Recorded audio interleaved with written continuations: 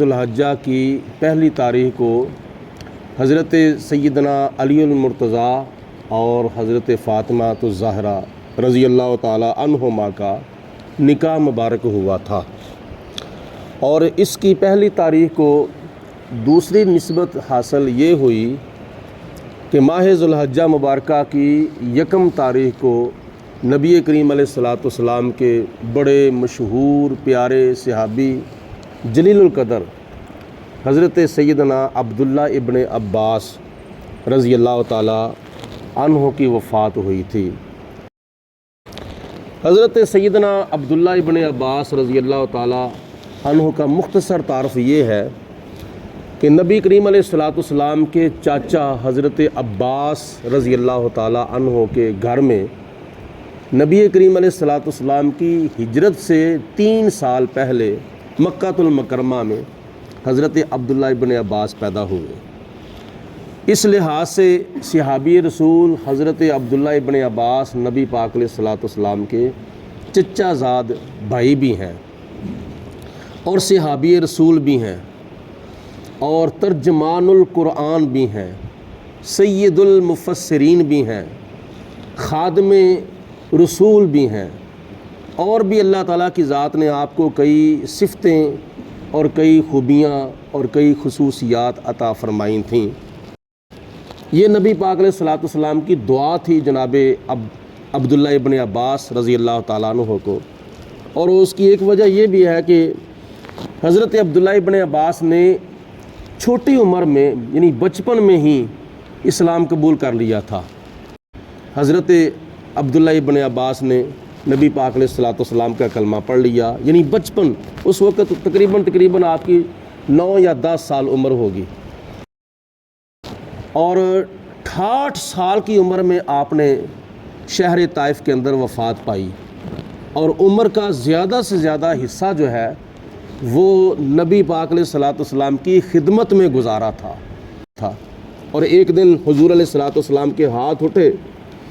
حدیث پاک میں ایک تو لفظ یہ ہے کہ اللہم ایدہ بروح القدس، یا اللہ حضرت عبداللہ ابن عباس کی روح القدس کے ساتھ مدد فرما۔ روح القدس کون ہے؟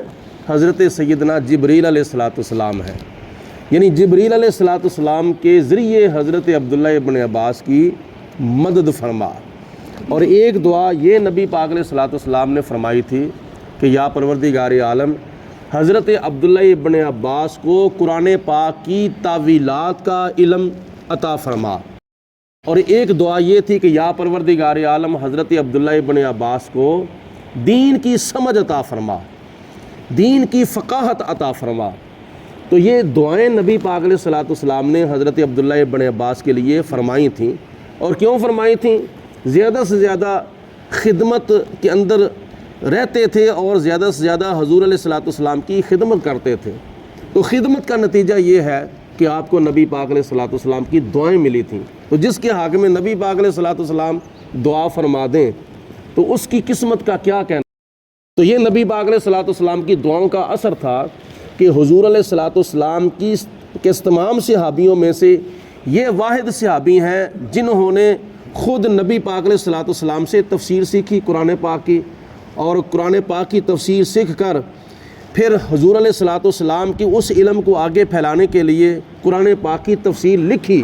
قرآن پاک کی سب سے پہلی تفسیر جو ہے وہ لکھنے والے حضرت عبداللہ ابن عباس ہیں۔ 1400 سال کے اندر جتنے بھی مفسرین ہوئے ہیں ان سب سے پہلے مفسر قرآن حضرت عبداللہ ابن عباس ہیں، اور سب سے بڑے مفسر حضرت عبداللہ ابن عباس ہیں جنہوں نے قرآن پاک کی تفسیر صاحب قرآن سے سیکھی ہو۔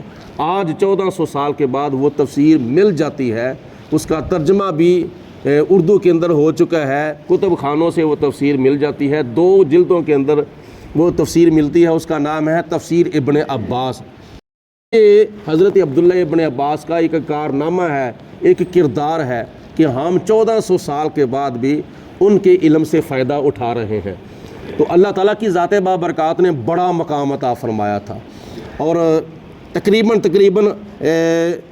68 سال کی عمر میں آپ نے شہر طائف کے اندر وفات پائی، اور اللہ تعالیٰ کی ذات بابرکات کو لبیک کہا، اللہ پاک کی ذات بابرکات ان کے درجات بلند فرمائے، اور ان کی طفیل اللہ پاک ہمارے صغیرہ و کبیرہ گناہ معاف فرمائے۔ درود پاک پڑھے سارے حضرات۔ الصلاۃ والسلام علیک یا سیدی یا رسول اللہ وعلی آلک و اصحابک یا سیدی یا حبیب اللہ۔ الصلاۃ والسلام علیک یا رحمۃ للعالمین وعلی آلک و اصحابک یا خاتم النبیین۔ اللہم صلی علی سیدنا و مولانا محمد معدن الجود والکرم وآلہ واصحابہ وبارک وسلم۔ ربنا آتنا فی الدنیا حسنۃ وفی الآخرۃ حسنۃ وقنا عذاب النار۔ اللہم اید الاسلام والمسلمین، اللہم اید الایمان والمؤمنین۔ یا رب العالمین، ہماری ادا کی ہوئی نماز فجر کو اپنی بارگاہ میں قبول و منظور فرما۔ الہ العالمین، ہمارے صغیرہ و کبیرہ گناہ معاف فرما۔ یا اللہ پاک، دنیا اور آخرت کی کامیابیاں عطا فرما۔ ہمیں اور ہمارے تمام فوت شدگان کو قبر میں، حشر میں نبی پاک علیہ السلام کی زیارت اور شفاعت نصیب فرما۔ بیماروں کو شفاء کاملہ صحت عاجلہ عطا فرما۔ الہ العالمین، ہم سب کو نبی پاک علیہ السلام کی سچی محبت، حضور علیہ السلام کا سچا پیار عطا فرما، اور زیادہ سے زیادہ نبی پاک علیہ السلام پر درود و سلام پڑھنے کی توفیق عطا فرما۔ الہ العالمین، ہماری جان کی، ہمارے ایمان کی سلامتی فرما۔ الہ العالمین، سب کے گھروں میں اپنی رحمتوں برکتوں کا نزول فرما۔ شر دنیا، شر شیطان سے محفوظ فرما۔ صلی اللہ تعالی علی خیر خلقہ محمد و آلہ و صحابہ اجمعین۔